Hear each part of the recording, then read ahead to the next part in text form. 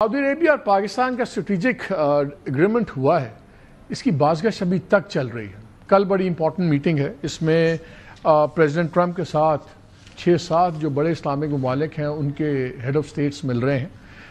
पाकिस्तान होगा इसमें, Saudi Arabia, Turkey, Qatar, UAE, United Arab Emirates, Indonesia और इजिप्ट। शायद माजी में इस टेबल पे हमें जगह नहीं मिलती, ये बहुत हैवी वेट्स की टेबल है, लेकिन जो हमने इंडिया के साथ किया है उसका सम्राट अब सामने नजर आ रहे हैं। We are taken as winners, as a serious, जिसको कहते हैं ना, political and military player in the region, और ये उसी का नतीजा है कि हम वहाँ चल रहे हैं।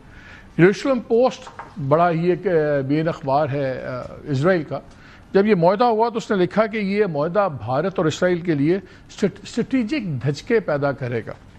इसी किस्म की बात रॉयटर्स ने भी खबर की, और उसने कहा कि जी रॉयटर्स के मुताबिक तो जो गज़ा में जंग से पहले बड़ी खलीजी रियासतों ने अमेरिका से और इसराइल से ताल्लुकात बेहतर करने की कोशिश की। आपको याद है अब्राहम अकॉर्ड्स भी हुआ 2020 में, और उस वक्त जब यूएई ने साइन किया तो यूएई का आर्गूमेंट ये था कि हम इसलिए साइन कर रहे हैं कि ये फ़लस्तीन की रियासत कायम होने की राह हमवार करेगा।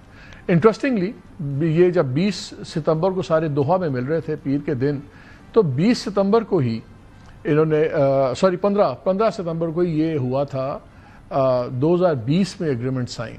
सो एग्जैक्टली 5 years लेटर हम किसी और ज़बान की बात कर रहे थे, और सबका ख्याल था कि शायद अब्राहम अकॉर्ड से निकलने की बात करेंगे, बहरीन, यूएई और दूसरे, बट अभी तक वो तो नहीं हुआ। लेकिन अब इसका मतलब क्या बन रहा है, क्या इसकी डिटेल्स सामने आ गई हैं, नहीं आई, कि अभी एक ब्रॉड अंडरस्टैंडिंग है, इस पर बात करेंगे। और दूसरा सैलाब जो आपके सामने तबाही है वो तो पंजाब में से तो गुजर गया, लेकिन तबाही तो बहुत लंबी, अब उसको इवेल्यूएट कर रहे हैं, सब कुछ कर रहे हैं। सिंध के अंदर भी हालात कुछ उतने बुरे नहीं हैं जितने हम एक्सपेक्ट कर रहे थे, अल्लाह का कुछ करम हो रहा नज़र आ रहा है। लेकिन होगा क्या आगे, ये दो बड़े इंपॉर्टेंट हैं सब्जेक्ट्स, इस पर बात करेंगे।